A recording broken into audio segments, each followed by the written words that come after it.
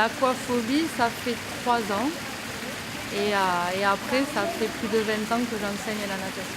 L'aquaphobie, c'est toute une partie relationnelle où en fait, il faut rentrer, même apprendre à nager, il faut rentrer en confiance avec la personne.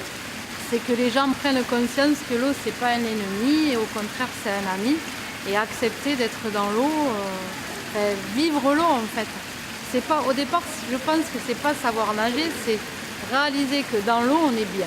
Cette aquaphobie était très importante puisque même sous la douche, j'avoue que j'avais de gros soucis donc pour m'immerger. L'élément aquatique était vraiment un élément hostile et j'avoue que dès les premières séances, j'ai acquis un bien-être dans l'eau et vraiment spectaculaire. La peur de l'eau, ça remonte à longtemps.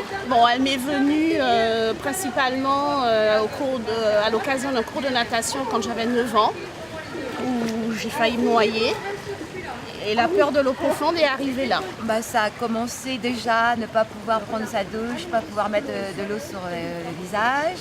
Il m'était impossible de mettre la tête dans l'eau. Je ne pouvais pas me mettre sur le dos. Et puis depuis 1 an, j'arrive à faire la brasse coulée.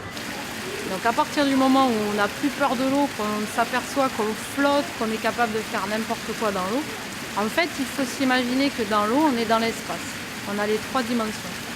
Et une fois qu'on a compris qu'on est dans un autre élément et qu'on ne le subit pas, mais on l'apprivoise, on a tout gagné. Là, déjà, il y a une énorme progression et j'avoue que maintenant, j'apprécie également la mer, la baignade en mer, puisque ce qui m'était quasiment étranger avant, malgré ma localisation sur 7. Nager en eau profonde, ça ne me pose plus de problème. Voilà. Je suis capable de sauter dans l'eau. Je suis capable de, la brasse coulée, mais j'ai encore un point faible. J'ai encore peur en fait de faire une coulée. Personnellement, je pense que rien n'est impossible. Donc déjà, il faut venir faire le premier pas, peut-être discuter. Et après, si vraiment il y a des choses qui sont trop profondes, qui sont plus de ma compétence, je conseillerais à la personne de voir un psychologue et de continuer à venir avec moi.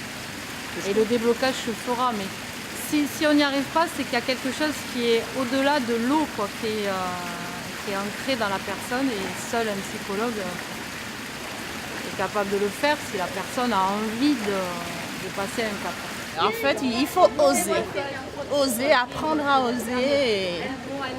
Et voilà, j'y ai réussi.